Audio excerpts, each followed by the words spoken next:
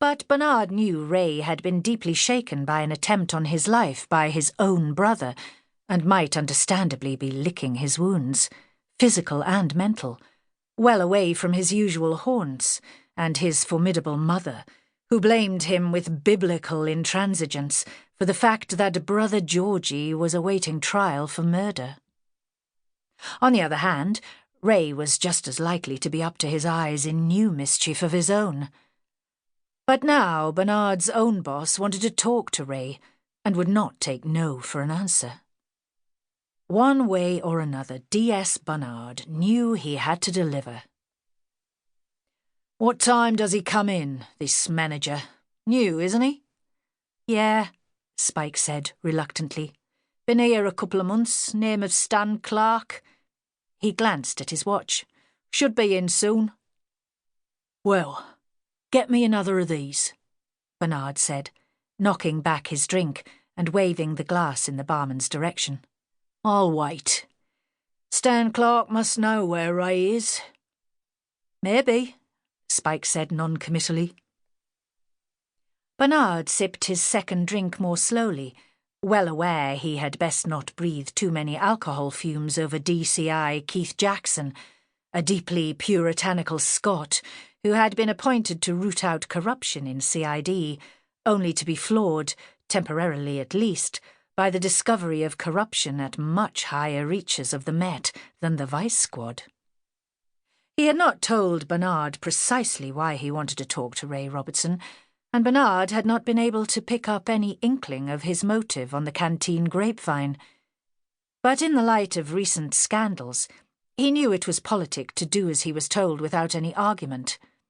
If he had ever been able to protect Ray, that time was past. The debt he owed him for protection from bullies and worse when as boys they were East End neighbours and went to the same school, and then became confused evacuees together on a farm, must by now have been well and truly settled.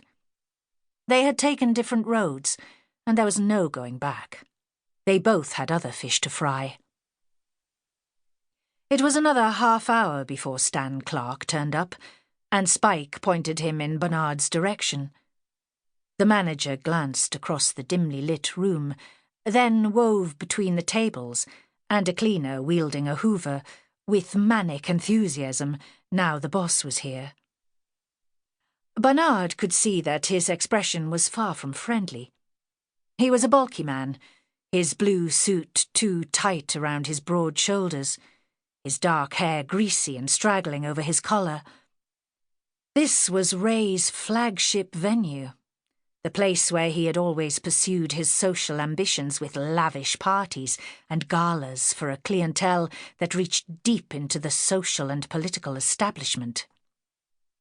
Clark looked as if he would be hard-pushed to organise a piss-up in a brewery, and Barnard wondered if recent scandals had finally put paid to Ray's playboy ambitions among those who were no more than fair-weather friends, out to get what they could from Robertson, while able to associate with him safely. That time, he thought, might be almost over. "Spike says you want to talk to me," Clark said, before sitting down heavily across the table from Barnard. "And you are?" Barnard flicked his warrant card in Clark's direction, and the manager's face darkened. "I was looking for Ray Robertson," Barnard said, his voice as uncompromising as his expression. "My governor wants a word. Your barman says he hasn't been in for a while. Do you know where he is?" Clark shrugged, his eyes blank. "No idea," he said. "Said he needed a break and would be away for a couple of weeks. He left me in charge here and I've not heard from him since. Left the cash for the wages in a special account." "I don't think he's taken a holiday in living memory," Barnard objected. "He didn't give you a clue where he was headed. Was he going abroad?" "He just said he needed a break," Clark said. "Could have been Clacton. Could have been the so-called Costa Brava for all I know." "Did he say he was going to Spain?" "He didn't say where he was going," Clark said. "I told..."